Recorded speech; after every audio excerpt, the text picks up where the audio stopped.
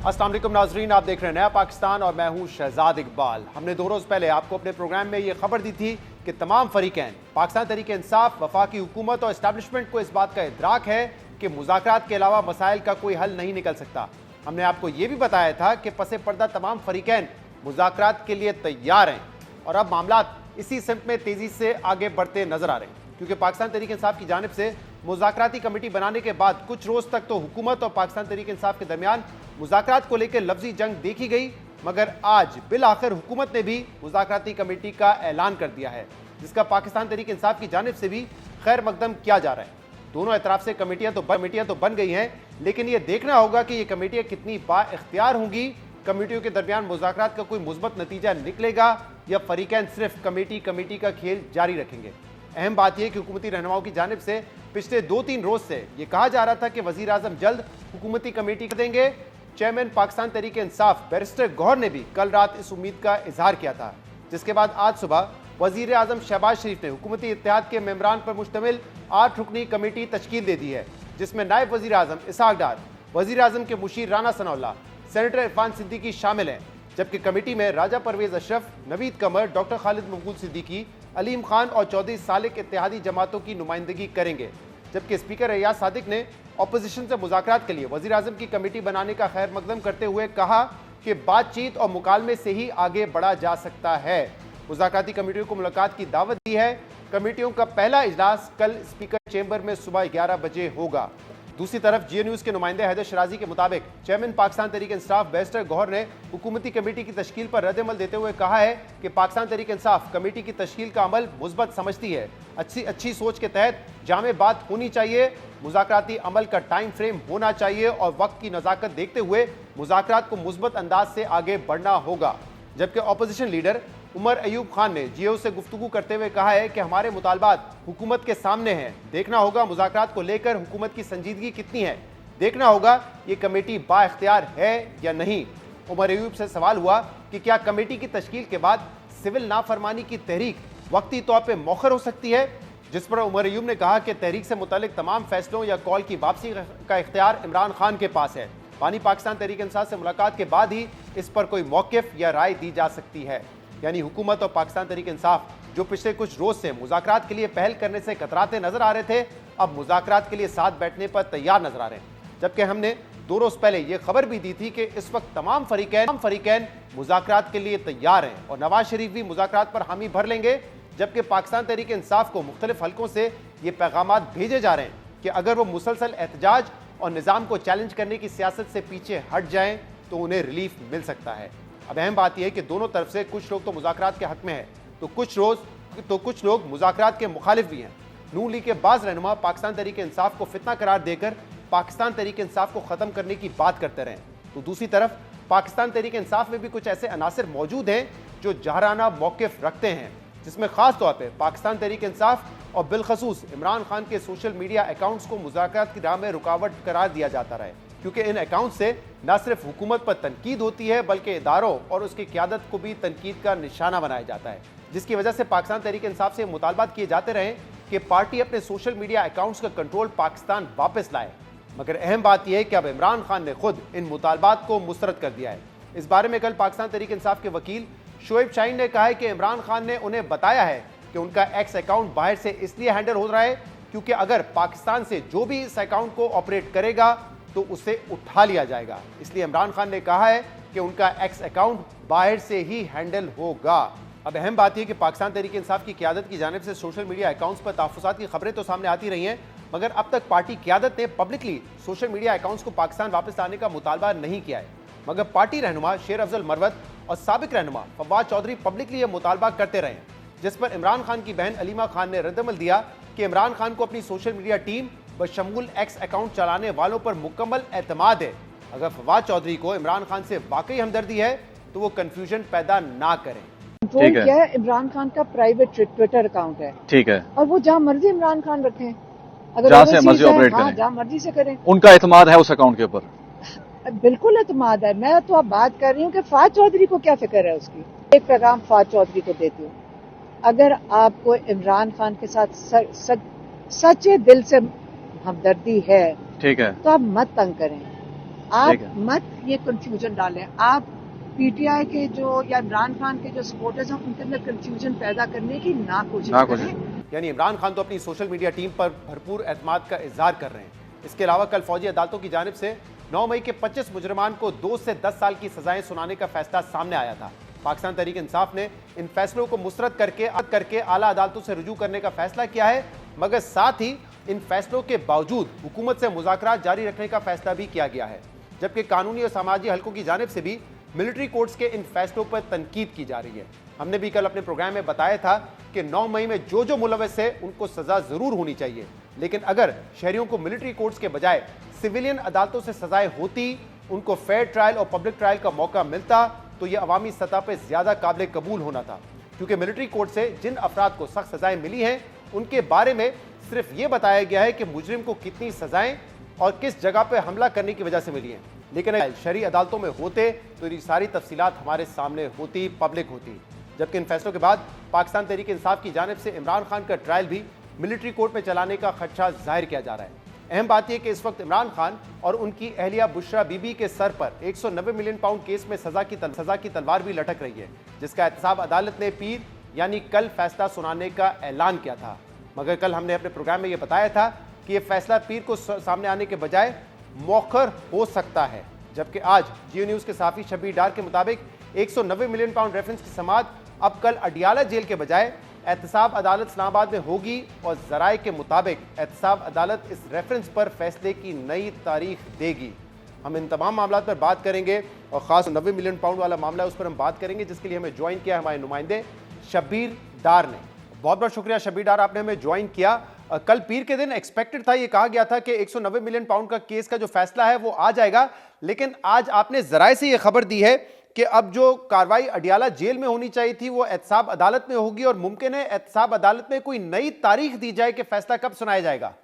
जी शहजाद साहब, फैसला मौखर होने की वजूहात तो अभी तक सामने नहीं आई है। ताहम जो 18 दिसंबर को जो समाअत हुई थी अडियाला जेल में, वहां पर चूंकि केस कंक्लूड हो गया और तमाम जो हतमी दलाइल है दोनों तरफ से वो कंप्लीट हो गए, तो उसके बाद एहतसाब अदालत के जो जज हैं नासिर जावेद राना, उन्होंने ये वहां पर समाअत में बताया था कि इस केस का फैसला अब 23 दिसंबर को सुनाया जाएगा। कल पीर को ये फैसला सुनाया जाना था, लेकिन गुज़श्ता 1-2 रोज से ये खबरें गर्दिश कर रही थी कि ये फैसला शायद ना सुनाया जाए और इसकी तारीख जो है वो आगे चली जाए। लेकिन आज सुबह तक इस बात की कोई तस्दीक कहीं से नहीं हो रही थी। आज सुबह भी हमने मुख्तलिफ ज़राए से राब्ता किया, लेकिन कहीं से कोई ये तस्दीक नहीं, बल्कि नायब हुकाम ने हमें बताया था कि आज सुबह तक ये बताया था कि ये फैसला कल ही सुनाया जाएगा। लेकिन आज 5 बजे के करीब हमने राब्ता किया मुख्तलिफ लोगों से, तो हमें पता चला कि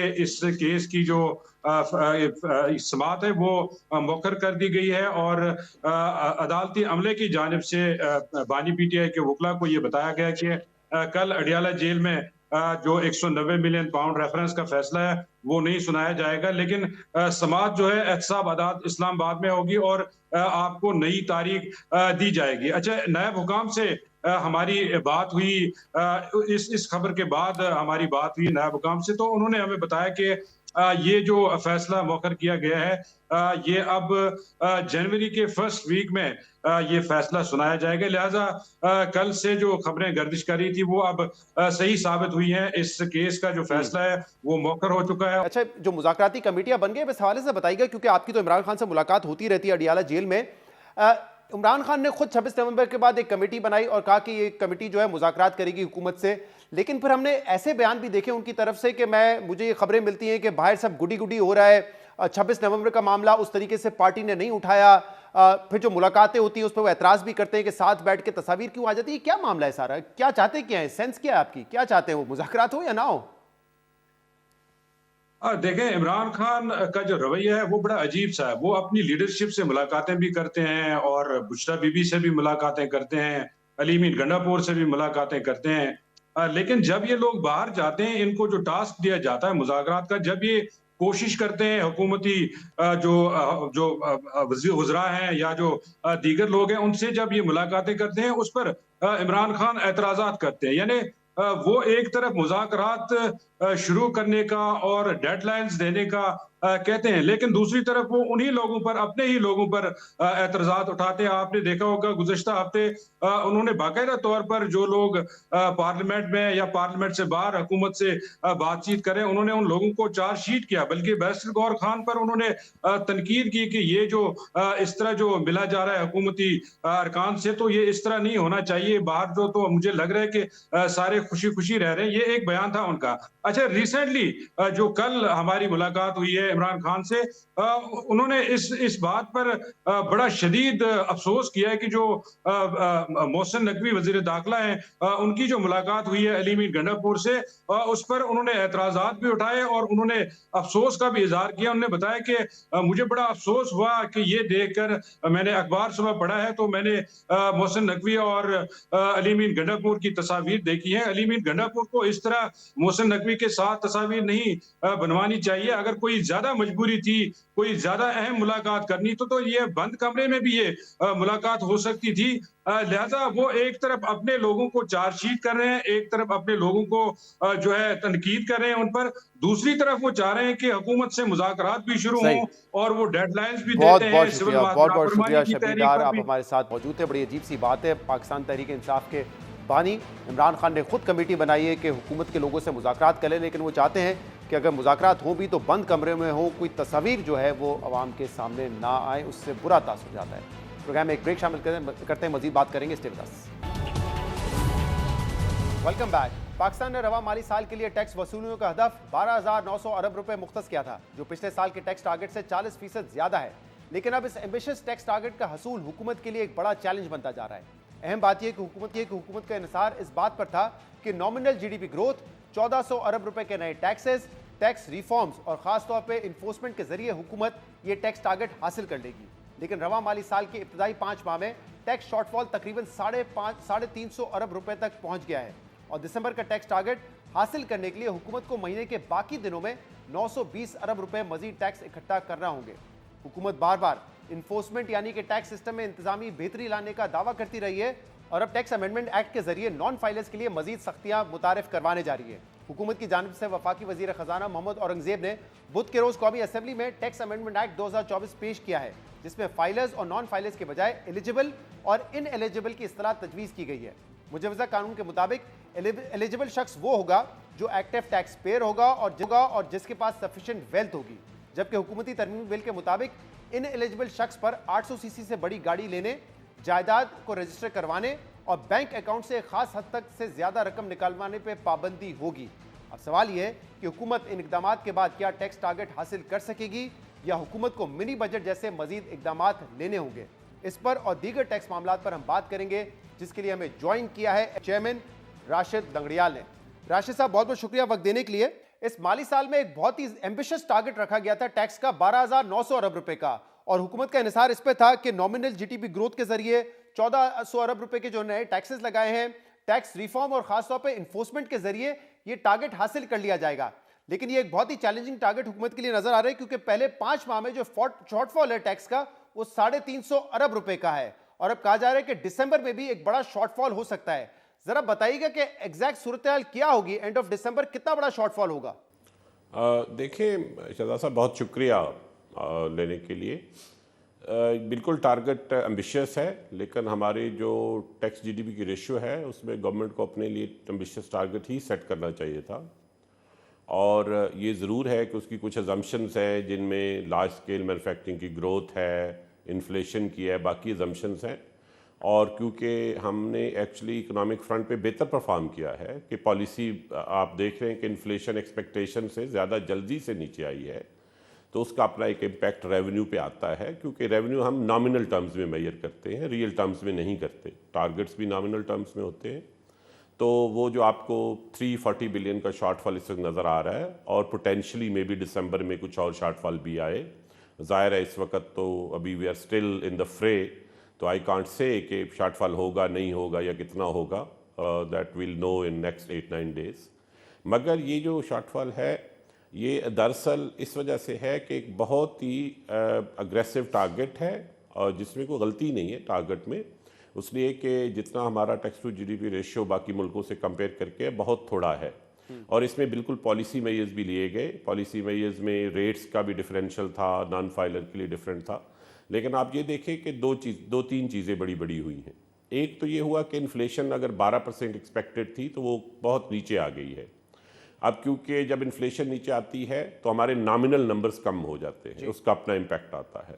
लार्ज स्केल मैन्युफैक्चरिंग जो है उसकी जो एक्सपेक्टेशन है उससे स्लाइटली लेस है, कोई बहुत ज़्यादा कम नहीं है लेकिन स्लाइटली लेस है। हमारा अपना ये ख्याल है कि ये पॉलिसी रेट के सिग्निफिकेंटली नीचे आने की वजह से थर्ड और फोर्थ क्वार्टर में पिक करेगी, और जब ये पिक करेगी तो ये कंपनसेट करेगी सम ऑफ द रेवेन्यू शॉर्टफॉल को जो हमने एक्सपीरियंस किया है। मगर जो इससे बड़ी बात है वो बिहेवियर चेंज है। अब जब हम टैक्स के नंबर्स कैलकुलेट कर रहे थे और पॉलिसी मेजर्स बना रहे थे तो उसमें ये पॉलिसी मेजर भी थे कि जो लोग रजिस्ट्रेशन सिस्टम में नहीं है या फाइलर नहीं है उनको एक्स्ट्राऑर्डिनरी रेट्स इम्पोज किए गए, जो दुरुस्त फैसला था। उसका नतीजा ये हुआ है कि अब आपने सितंबर में जब फाइलिंग देखी तो फाइलिंग में मैसिवली इजाफा हुआ है। इतना कभी पहले इजाफा नहीं हुआ जितने सितंबर में हुआ। मैं मसलन आपको एक मिसाल देता हूँ कि रिटेलर जो आज तक सिर्फ 2 लाख टैक्स फाइलर थे वो इस साल बढ़ के 6 लाख हो गए हैं। तो हमारा ये ख्याल था कि 50,000 से 1 लाख तक हम बढ़ा पाएंगे, लेकिन 4 लाख ऐड हुए। उसकी वजह कि रिटेलर जब होलसेलर से ख़रीदता है तो उसे एक एडिशनल टैक्स देना पड़ता है। ज़ाहिर है अगर वो एडिशनल टैक्स आता तो वो रेवेन्यू नंबर में रिफ्लेक्ट होता, लेकिन दूसरी तरफ वो फाइलर साइड पे रिफ्लेक्ट हो गए हैं। एक तो ये कि आपने कहा कि टैक्स फाइलर्स बढ़ रहे हैं रिटेल साइड पे भी, लेकिन अभी भी तकरीबन आधा है जो पोटेंशियल हम कहते हैं कि 11 मिलियन टैक्स पेयर हैं।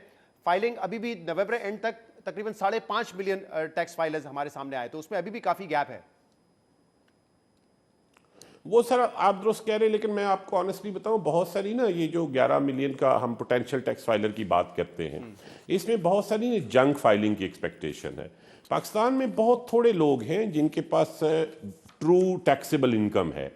अगर मैं आपको बड़े बड़े नंबर बताऊं तो हमारी कोई 67 मिलियन लोग हैं जो एम्प्लॉयड है। एम्प्लॉयड से मुराद सिर्फ एम्प्लॉयड नहीं है कि वो कहीं सैलरी पेशा है, जो अपना भी काम करते हैं वो भी एम्प्लॉयड है। यानी एक्टिव जो economic members of the society हैं वो 67 मिलियन है। बाकी लोग तो या कम उम्र के हैं या बूढ़े हैं या गांव में यंग औरतें हैं जिनको कोई जॉब या कोई अपॉर्चुनिटी अवेलेबल नहीं है। इस 67 मिलियन में से जो टॉप 1% है जो 6,70,000 बनते हैं, सिर्फ अगर मैं सिर्फ इनकम टैक्स साइड पे देखूं तो इनकी जो इनकम टैक्स की लाइबिलिटी बनती है और जो करंट इनकम टैक्स का रेट है वो 1.7 ट्रिलियन के करीब बनती है। इसमें से वो 500 बिलियन तो देते हैं, लेकिन बाकी या तो वो अंडर फाइल करते हैं या फाइल ही नहीं करते। और ये देखो 2 लाख हैं टोटल में से 6,70,000 में से जो फाइल अपनी करेक्ट कैटेगरी में करते हैं। 1200 अरब अब ये अंडर फाइलिंग का एक बहुत बड़ा इशू है। अंडर फाइलिंग में तकरीबन आप कह रहे हैं 1% जो है जी, आप देखिए 1200 अरब का शॉर्टफॉल या टोटल टैक्स गैप जो है वो यहीं पे है। अगर टॉप 1% लोग सही अपने टैक्स स्लैब के मुताबिक देना शुरू कर दें तो 1200 अरब मजीद इकट्ठा हो सकता है सिर्फ इनकम टैक्स साइड। अच्छा, मुझे अगर आप नंबर्स में जो लोग सॉरी अभी आपने कहा दिसंबर में भी अभी तक नंबर्स नहीं आए, लेकिन जो अब तक नंबर्स कल खबर भी थी एक्सप्रेस ट्रिब्यून में कि तकरीबन 450 अरब रुपए इकट्ठा किए, अगले 10 दिन में 920 अरब रुपए मजीद इकट्ठा करने होंगे। 1373 अरब रुपए का टारगेट महीने भी अगर आप आज की जी अगर आप पिछले महीने भी देखें तो आज की डेट में तकरीबन 400 अरब इकट्ठा हुआ था। होता यह कि हमारी पहले 15 दिन में कोई खास कलेक्शन नहीं होती, 15 से 18 को सेल्स टैक्स की रिटर्न आती है, उसमें कलेक्शन होती है, और फिर जो क्वार्टर एंड होते हैं उसमें हमारे इनकम टैक्स की एडवांस की रिटर्न आती है, कॉर्पोरेट सेक्टर की और बाकियों की। उस वजह से ये अगले दिनों में आप देखेंगे कि ये नंबर बढ़ना शुरू हो जाएगा। मैं ये नहीं कह रहा कि ये 100% सही फरमाइएगा। जी जी जी जी ये आखिरी 10 दिनों में ज्यादा टैक्स 2/3 ऑफ द टैक्स आखिरी 10 दिनों में ही आता है। जो शॉर्टफॉल 350 बिलियन का है और आप कह रहे हैं कि दिसंबर में जरूर नहीं 100% हो, कितना होगा इकट्ठा ये अभी तक नहीं कहा जा सकता, लेकिन क्या टारगेट अचीव करने के लिए इस माली साल में क्या हम देख सकते हैं कि कोई मिनी बजट आए या कोई नए टैक्सेस इंपोज किए जाएं? देखिए, हमारा जो नए टैक्सेस हमने जून में इंपोज किए थे उसका अभी हमने एनालिसिस किया है, आपके सामने भी मैंने रखा है। जहाँ टैक्स रेट या नए टैक्सेस इंपोज किए थे उसका कोई ऐसा खातरखा इम्पैक्ट नहीं आया। तो मुझे नहीं लगता कोई बहुत ज़्यादा स्पेस अवेलेबल है जहाँ पे कोई नए टैक्सेस या नए रेट लगे। गवर्नमेंट की कोई ख्वाहिश भी नहीं है। ये मुझे नहीं पता कि how the things would play out in future और क्या मजबूरियाँ होंगी, लेकिन बजाय नए टैक्सेस लगाना या रेट बढ़ाना रेवेन्यू अचीव करने का तरीका के तौर पर गलत है। जो सही तरीका ये है कि जो करंट रेट और करंट टैक्सेस है वो उन लोगों से लिए जाएं जो नहीं दे रहे। किस प्लान में कि हम इतना टैक्स अचीव करेंगे, इन्फोर्समेंट पे बहुत ज्यादा जोर दिया गया। 2-3 मैं आपको मिसालें दे दूं। अभी अक्टूबर के महीने में औरंगजेब साहब ने ये कहा कि जो सेल्स टैक्स इवेजन होती है वो तकरीबन 50% है, 7,000 अरब रुपए की हमारे वहां से इवेजन होती है। फिर हमारे प्रोग्राम में अली परवेज मलिक साहब ने ये बताया कि जो 5 मिलियन पोटेंशियल टैक्स पेयर हैं उससे हम मजीद 300 से 400 बिलियन इन्फोर्समेंट के जरिए इकट्ठा कर सकते हैं। अभी आपने मिसाल दी जो टॉप 1 टियर 1% का है, वहीं पे तकरीबन 1200 अरब रुपए का शॉर्टफॉल है। तो हमने ये इन्फोर्समेंट की बात तो बहुत की है, अंडर फाइलिंग बहुत ज्यादा है जी। तो आपने इन्फोर्समेंट की हम बात तो करें, लेकिन फ्रैंकली इन 5-6 महीनों में हम कितना आगे बढ़ सके उसमें कि हम इन्फोर्समेंट के जरिए ज्यादा टैक्स इकट्ठा सर मैं अर्ज करता हूं सर इन्फोर्समेंट। सर आप शहजाद साहब एक तो बिल्कुल आपने ये जो जितना कंटेक्स्ट बयान किया बिल्कुल दुरुस्त है। देखिए इन्फोर्समेंट कोई ऐसी चीज नहीं है जो ओवरनाइट कैपेसिटी डेवलप। इन्फोर्समेंट में हमारे इश्यूज क्या थे? हमारे पास ऑडिटिंग कैपेसिटी लिमिटेड थी, हमारे लोगों के पास मोबिलिटी नहीं थी, हमारे लोगों की ओरिएंटेशन नहीं थी इन्फोर्समेंट की। हमारे जो इनकम टैक्स के पर्टिकुलरली ऑफिसर्स हैं वो आपस में बैठ के काम करते थे, और जिस तरह के हमारे यहाँ हमारी सोसाइटी में जितना ट्रूथ का कल्चर है उसमें मैसिव अंडर फाइलिंग के इश्यूज थे। अब हम उनकी सलाहियत बढ़ा रहे हैं। आपने देखा होगा हम कोई 1400-1500 प्लस ऑडिटर्स हायर कर रहे हैं, यानी जहाँ हमारे 400-500 अफसर हैं जो असेसिंग ऑफिसर्स हैं, उन सबको ऑन एवरेज 3 ऑडिटर्स दे रहे हैं प्रोफेशनल चार्टर्ड अकाउंटेंट। ये इंशाल्लाह जनवरी के एंड तक हमें अवेलेबल हो जाएंगे। हम ये ऑलरेडी बताते रहे टैक्स पेयर्स को भी बाकी सबको भी कि ये जो ऑडिटिंग कैपेसिटी जब ऐड होगी तो हमारी एबिलिटी टू सी बढ़ेगी। इसी तरह डिजिटलाइजेशन वाली साइड पे अब हमने नादरा से डेटा लेके उसके ऊपर नोटिस इशू कर दिए हैं। नादरा ने जो मुख्तलिफ जगहों से डेटा लिया उसके ऊपर इशू कर दिए नोटिस, लेकिन नोटिस का एक टाइम पीरियड है। टैक्स लॉ जो है ये सिविल लॉ की तरह ऑपरेट करता है, ये क्रिमिनल लॉ की तरह ऑपरेट नहीं करता, तो इसके अपने स्टेप्स होते हैं। तो आप नोटिस देते हैं, जब टैक्स पेयर उसका जवाब देता है, फिर आप मुतमिन नहीं होते, फिर आप उससे दोबारा मांगते हैं, फिर डॉक्यूमेंट्स मांगते हैं, उसके एक पूरे स्टेप्स हैं, और उसके बाद आप असेसमेंट ऑर्डर इशू करते हैं। असेसमेंट ऑर्डर अपने तौर पर अपीलेबल होता है। लेकिन हम ये कहें कि ओवरनाइट उससे रेवेन्यू आएगा नहीं आएगा, लेकिन जो टैक्स कंप्लायंस का कल्चर है वो बढ़ेगा। माली साल के लिए 1400 अरब रुपए के नए टैक्सेस लगे थे, कुछ नए टैक्स लगे थे, कहीं रेट बढ़ा दिया गया था, लेकिन वहां से भी कल ही एक्सप्रेस ट्रिब्यून को विद्वान की खबर थी कि सिर्फ 140 अरब रुपए इकट्ठा हुए, जबकि 5 महीने में टारगेट 491 बिलियन का था। तो क्या वजह है कि जो नए टैक्स मेजर्स थे उसमें भी हमारी जो शॉर्टफॉल है वो बहुत ज्यादा है, वो टारगेट अचीव नहीं कर पा रहे हम? एक्सप्रेस ट्रिब्यून के नंबर थोड़े से गलत हैं, लेकिन ये जनरली बात दुरुस्त है कि हमने जो पॉलिसी मेजर लिए थे उससे रफली हमें इस वक्त तक, आज की डेट तक, यानी 5 महीने का अगर हम डेटा देखें तो हमें कुछ 606 बिलियन के करीब आने चाहिए थे, जिसमें 391 हमें आए, तो ये कोई 209 का बिलियन का शॉर्टफॉल मौजूद है। मैं आपको इसकी मिसाल दे देता हूँ ताकि आपके लिए बहुत इजी हो जाए समझना। मसलन आपने ये सोचा कि हम एक एडवांस टैक्स लगाएंगे अन होलसेलर के ऊपर। अब होलसेलर के ऊपर जो एडवांस टैक्स लगता है उसका डिफरेंट रेट है। जो एक्टिव टैक्स पेयर नहीं है उनके ऊपर 0.2 से 2% तक है, और जो एक्टिव टैक्स पेयर लिस्ट के ऊपर होते हैं उनके ऊपर 0.1% है। तो हमारी कैलकुलेशन थी कि एडवांस टैक्स ऑन होलसेलर से 14.2 बिलियन आएगा। हुआ क्या कि यही होलसेलर जो है उन्होंने अपनी फाइलिंग कर दी सितंबर में। अच्छा, उससे हमें उधर तो फायदा हो गया, वो एक्टिव टैक्स पेयर लिस्ट पे तो आ गए, लेकिन यहां पे उनका रेट 2% से गिर 1% पे चला गया।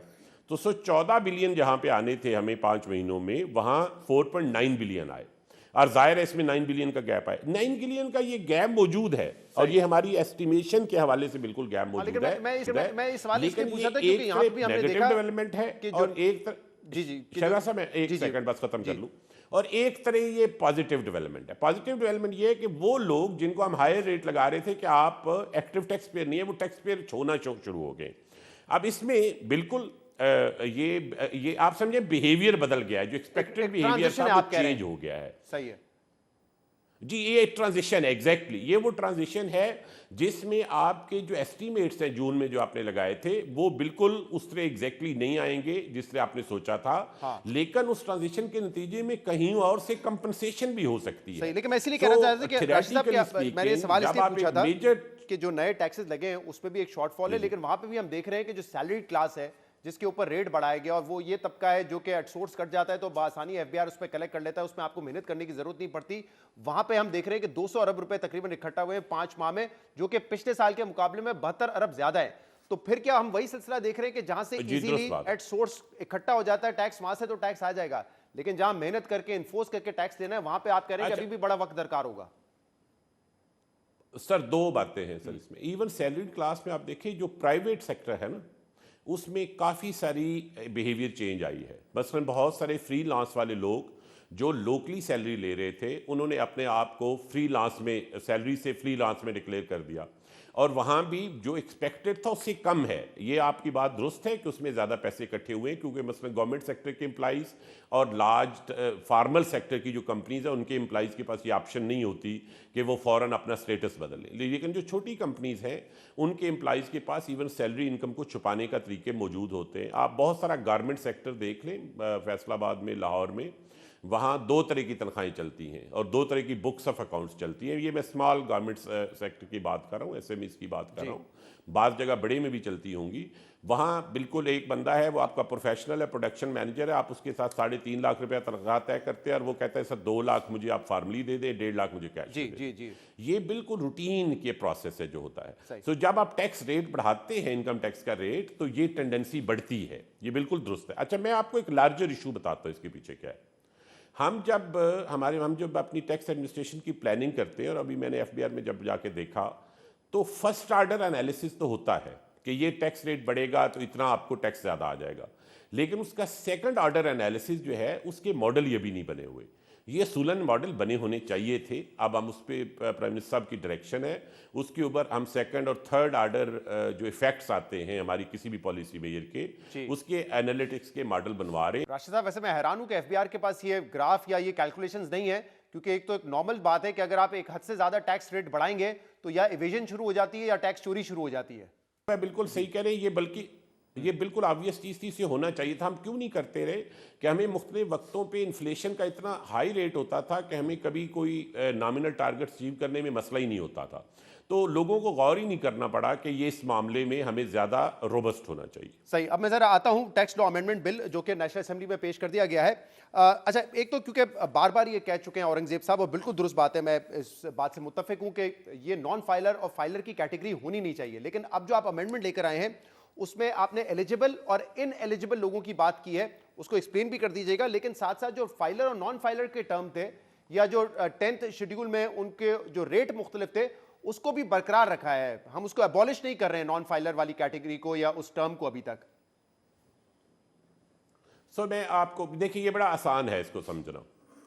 देखिए, पहली बात ये है कि हमने ये कहा कि एलिजिबल होने के लिए कि आप प्रॉपर्टी खरीदें, आपका फाइलर होना मस्ट है। पहली बात यह है कि नॉन फाइलर तो प्रॉपर्टी खरीद ही नहीं सकता, तो नॉन फाइलर का जो रेट है वो एप्लीकेबल ही नहीं है ना। अगर नॉन फाइलर खरीद ही नहीं सकता, आप शहजाद साहब मैं बात पता नहीं कन्वे पा रहा हूं क्योंकि आप कह रहे हैं कि जब नॉन फाइलर प्रॉपर्टी खरीद ही नहीं जी, तो फाइलर होना तो मस्ट है खरीदने के लिए। तो नॉन फाइलर का रेट आप समझे नॉन इनफ्रक्चुअस हो गया ना, वो तो फंक्शनल ही नहीं रहा। जब वो प्रॉपर्टी खरीद ही नहीं रहा तो वो रेट कैसे लगेगा। अच्छा, अब लेकिन सिर्फ फाइलर होने से आप प्रॉपर्टी नहीं खरीद सकते, आपको एलिजिबल भी होना पड़ेगा। आप हो सकता है फाइलर हो फिर भी इनएलिजिबल हो।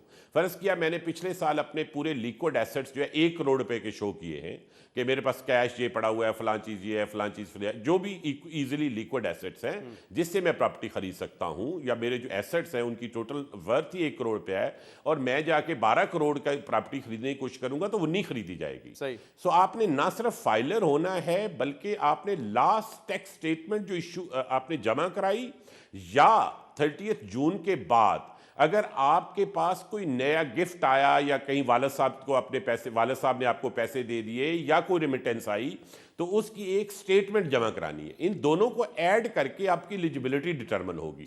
और अगर उस एलिजिबिलिटी से ज्यादा की आप प्रॉपर्टी खरीदेंगे तो हम कोई 130% तक तो अलाउ कर रहे हैं कि मे बी जी किसी ने फॉरेन लोन ले लिया किसी रिश्तेदार से वगैरह, लेकिन इससे ऊपर की आप प्रॉपर्टी खरीद ही नहीं सकते। एक तो आप कह रहे हैं कि एलिजिबल होने के लिए टैक्स फाइलर होना पड़ेगा, और दूसरा अगर आपके एसेट्स की वर्थ 1 करोड़ रुपए है तो आप 1 करोड़ 30 लाख तक का एसेट दे सकेंगे, विच इज 130%, लेकिन उसके बियॉन्ड आपको सफिशिएंट वेल्थ अपनी शो करनी पड़ेगी। ऐसा ही है ना? दैट्स करो सही। बिल्कुल बिल्कुल आपने अब दुरुस्त जरा बिल्कुल इन आपने एलिजिबल बहुत पर आ दुरुस्त जाएं, समझा। क्या क्या जरा हमारे नाज़रीन के लिए बताइए, इन एलिजिबल लोग अच्छा जो होंगे वो इसके क्या क्या अलावा नहीं कर इसके सकेंगे?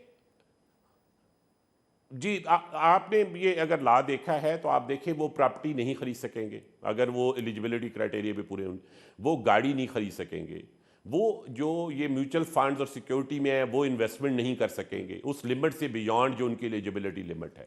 अच्छा इसमें हमसे ये सवाल बिल्कुल होता है कि देखिए जी एक हस्बैंड है उसके पास पैसे हैं तो उसकी बीवी अगर ख़रीद ले, हमने कहा जी बिल्कुल बीवी खरीद ले, लेकिन उसके हस्बैंड की वो जो लिमिट है वो कंज्यूम हो जाएगी। उसके बच्चे जब खरीदेंगे उसकी उसकी उसकी स्टेटमेंट की उसकी वर्थ की बुनियाद पे तो वो भी कंज्यूम हो जाएगी। सो हमने फैमिली को डिफाइन कर दिया है ताकि फैमिली पूरी खरीद सकती है, मगर उस स्टेटमेंट की स्ट्रेंथ उतनी उतनी, मसलन मैंने एक प्लाट ले लिया और मेरे पास 1 करोड़ रुपया था, 1 करोड़ 30 का ले लिया, अब मैं दूसरा प्लाट नहीं ले सकता अनटिल मेरे पास कोई ऐसी सोर्सेज ऑफ रिसोर्सेज की स्टेटमेंट में जमा कराऊं जिसके नतीजे मेरी एलिजिबिलिटी दोबारा ऊपर चली जाए। तो एसेंशली ये एक डायनेमिक सिस्टम होगा जिसमें जो आपकी एलिजिबिलिटी की लिमिट कंज्यूम होती जाएगी, this is like a bank limit, ठीक, this is like eligibility limit, मुझे इस पे जो दो तीन कंज्यूम सवाल मेरे होती और जाएगी तो राशिद साहब, आपकी मजीद एबिलिटी टू एक्ट खत्म ठीक है, होती लेकिन जैसे जो इन एलिजिबल होंगे क्या उनके जो बैंक अकाउंट्स हैं वो फ्रीज कर दिए जाएंगे, या सिर्फ ये कि वो नया बैंक अकाउंट नहीं खोल सकेंगे? और दूसरा ये नहीं कि क्या देखिए क्या उनके ऊपर asset लिमिट की होगी कि कितने purchase के पैसे ऊपर है। विड्रॉ कर सकेंगे? नहीं वो एक दूसरी वजह है, वो सर मैं आपको बताता हूँ, वो भी बताता हूँ। ये वो जो पैसे विड्रॉ करने वाली बात है वो और बात है। इसके अलावा हमने जो दूसरी बात बड़ी की है, ये तो हो गया कि आपने कोई एसेट खरीदना है या कोई इन्वेस्टमेंट करनी है उसके ऊपर लिमिट है। इसके अलावा जो दूसरी बड़ी बात है हमने की है वो ये है कि हमारे यहाँ बहुत सारे लोग थे जो फाइलर नहीं थे, लेकिन वो बहुत बड़े बड़े करंट अकाउंट रन कर रहे थे और सेविंग अकाउंट रन कर रहे थे और बिजनेसेस कर रहे थे, उसे वो बिजनेस अकाउंट कहते थे। हमने कहा जी आइंदा अगर आप फाइलर नहीं हैं तो आप सिर्फ आसान अकाउंट बनवा सकते हैं। आसान अकाउंट आपके इल्म में है कि स्टेट बैंक ने रीजनली बेनिफिशियरी BISP के बेनिफिशियरी के लिए इंस्टीट्यूट किया था और ये बड़ा अच्छा अकाउंट है इसकी, लेकिन इसकी एक मैक्सिमम लिमिट है जो बहुत थोड़ी है, मतलब वो बहुत थोड़ी भी नहीं है, 1 मिलियन के करीब तो आप फिर भी ट्रांजैक्शन कर सकते हैं। यानी गरीब लोगों को ये मसला ना हो कि वो कोई सैलरीड इंडिविजुअल है, कोई मेरा आपके दफ्तर में काम करने वाला आदमी है जिसकी थोड़ी तनख्वाह है, तो वो अकाउंट आसान अकाउंट खुल सकेगा, लेकिन नॉर्मल करंट अकाउंट ना खुल सकेगा, ना मेंटेन हो सकेगा, ना सेविंग अकाउंट हो सकेगा अनटिल आप फाइलर बने। ठीक, तो एक तो ये बड़ी तब्दीली आ गई। तो अब जो अगर आपने बिजनेस करना है और आपने करंट अकाउंट ऑपरेट करना है तो आपको फाइलर बनना पड़ेगा, सिस्टम में आना पड़ेगा। दूसरी जो आप फरमा रहे हैं कि हम उनके फ्रीज कर देंगे, वो सेल्स टैक्स की रजिस्ट्रेशन के हवाले से है कि अगर किसी आदमी की अपनी सेल्स 10 करोड़ से ज़्यादा हैं साल की और वो सेल्स टैक्स में रजिस्टर नहीं होता, उसकी लिमिट्स डिफाइन हो जाएंगी, वो 10 करोड़ की बजाय 15 करोड़ भी हो सकती है, 8 करोड़ भी हो सकती है।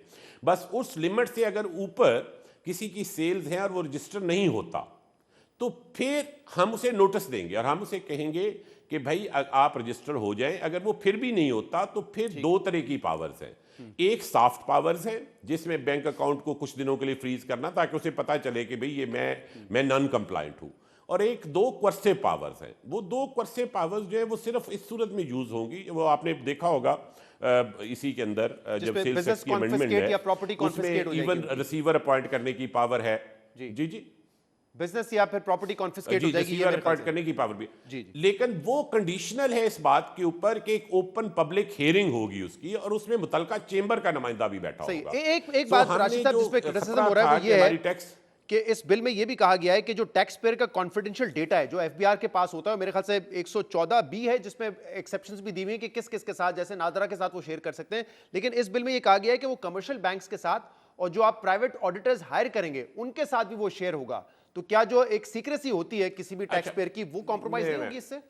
मैं बताता हूं जी। एक तो पहली बात यह है कि जिस तरह हम आम लोगों को, अफसरों को हायर करते हैं, इसी तरह हम ऑडिटर्स हायर कर रहे हैं। अब अफसर भी जब तक वो हमारे अफसर नहीं बनते तब तक वो प्राइवेट सेक्टर में होते हैं, तो इनको सिर्फ हम हायरिंग का मेथड बदल रहे हैं। हम उन्हें डायरेक्ट गवर्नमेंट रोल पे लाने की बजाय पेरोल कंपनी के जरिए हायर कर रहे हैं।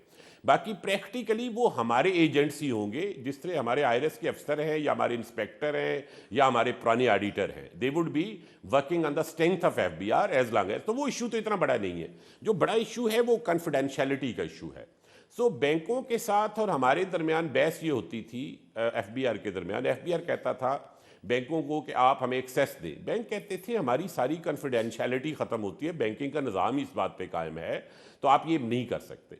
हमने कहा जी ना हम आपसे डेटा शेयर करेंगे ना आप हमसे डेटा शेयर करें, हम एक एल्गोरिदम बनाएंगे कि ये बंदा जो है इसकी reasonable limit of bank operation क्या होनी चाहिए।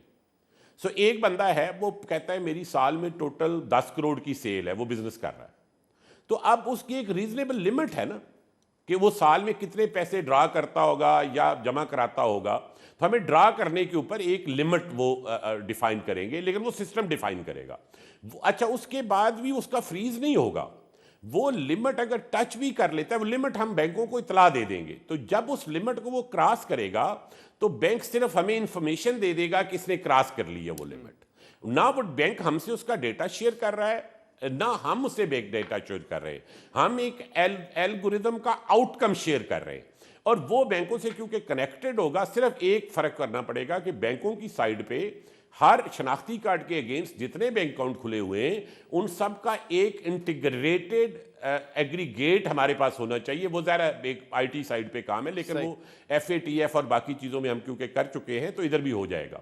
ये थोड़ा सा टेक्निकली चैलेंजिंग काम है मगर आसान है। ठीक है, कोशिश ये की गई है कि जो लोग तो उस लिमिट के अंदर है उसके बारे में तो बैंक और हमारे दरमियान कोई खत्तो किताबत भी नहीं है। सवाल राशिद साहब याद है जनरसली फिक्स की जाए। अब आप जो टैक्स लॉज अमेंड कर रहे हैं जिसमें आप कह रहे हैं कि कोई सेल्स टैक्स रजिस्टर नहीं होगा एक सर्टेन अमाउंट के बाद तो उसको कॉन्फिस्केट किया जा सकेगा, उसका बैंक अकाउंट फ्रीज किया जा सकेगा। अभी जो एग्जिस्टिंग पावर्स हैं कि अगर कोई टैक्स नहीं देता, अंडर फाइल करता है और वो रडार में आ जाता है तो आप उसका गैस कनेक्शन काट सकते हैं, उसका बिजली का कनेक्शन काट सकते हैं, ये पावर्स तो ऑलरेडी आपके पास एग्जिस्ट करती हैं।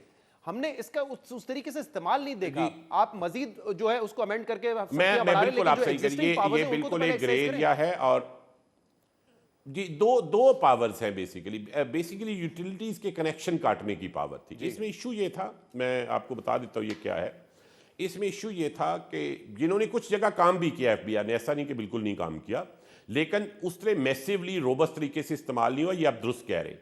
इसकी मेन वजह ये थी कि जब 2000 के बाद एक बड़ी मेजर रिफॉर्म हुई, टॉप का प्रोजेक्ट चला, तो FBI के ऑफिसर्स को कहा गया कि आपने भाई टैक्स पेयर से इंटरेक्ट नहीं करना। दुनिया में कोई मुल्क नहीं जहां पे टैक्स पेयर का ये मुतालबा हो कि हमने टैक्स अथॉरिटी के साथ इंटरेक्ट नहीं करना। There is nobody in the world. Interaction की शक्ल के ऊपर बहस मौजूद है कि वो किस तरह इंटरेक्ट करेंगे, वो इलेक्ट्रॉनिकली करेंगे या अदरवाइज करेंगे। अमेरिका की टैक्स अथॉरिटी देख लें, इंडिया की देख लें, बाकी जगह भी देख लें। ये हमारे यहाँ बिल्कुल एक मफरूज़ा बना लिया गया और लॉबी ने बनवाया कि टैक्स अफसर ने दफ्तर से बाहर नहीं निकलना। अब दफ्तर से बाहर नहीं मिलेगा तो उससे तो अपने इलाके में पता भी नहीं कौन बिजनेस कर रहा है, कौन नहीं कर रहा, किसकी बिजनेस का वॉल्यूम क्या है। इसीलिए प्राइम मिनिस्टर साहब वाज वेरी काइंड कि उन्होंने तमाम अफसरों के लिए, जो हमारे फील्ड अफसर हैं, उनको ऑपरेशनल व्हीकल्स इस दफ़ा अप्रूव कर दिए।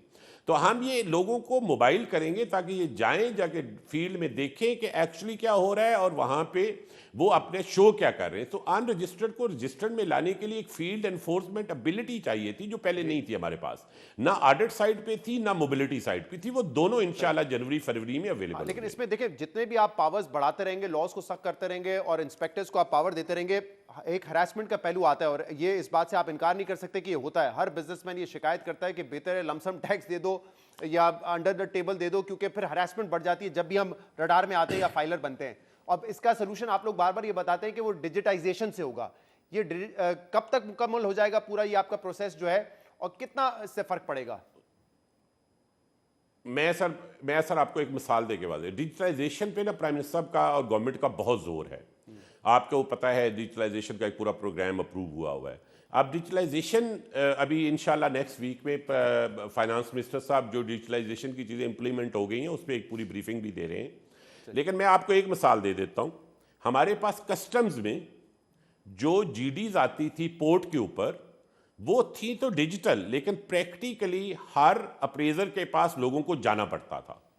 अब 15 तारीख से हमने तमाम अप्रेजर्स को, कराची की चारों पोर्ट्स के अप्रेजर्स को एक हाल में बिठा दिया है, उनके टर्मिनल दे दिए हैं, और हाल में जब अप्रेजर दाखिल होता है तो उससे पहले उसका फ़ोन ले लिया जाता है, और जब वो अंदर दाखिल होता है तो उसे नहीं पता होता उसने किस GD को प्रोसेस करना है।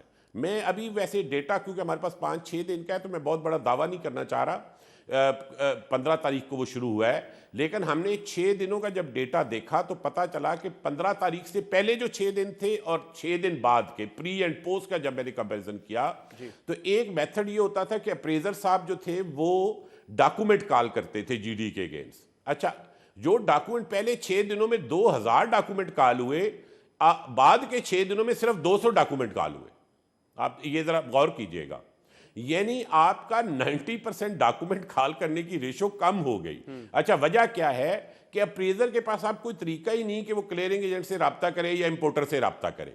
तो अगर अब वो अदरवाइज आपको पता है ये सारा डॉक्यूमेंट कॉल करना, एक और कागज मंगाना, ये इस चीज का बहाना होता था कि वो बंदा आएगा फिर उससे कोई मामला होगा, जो आप बात करें हैरेसमेंट की बात करें। हैरेसमेंट को कम करने के लिए हमने पहला प्रोजेक्ट एक्चुअली इंप्लीमेंट कर दिया 15 तारीख को, which is faceless custom assessment system. इस वक्त कराची में ये शुरू है, बल्कि मैं रिक्वेस्ट करूंगा कि आपकी टीम उसको नेक्स्ट वीक में जरूर विजिट करे। बहुत बहुत शुक्रिया। राशिद दंगलियाल साहब हमारे साथ मौजूद थे, FBI चेयरमैन। नाज़रीन, प्रोग्राम में एक ब्रेक शामिल करते हैं, इसके बाद हम मजीद बात करेंगे, हमारे साथ रहिएगा।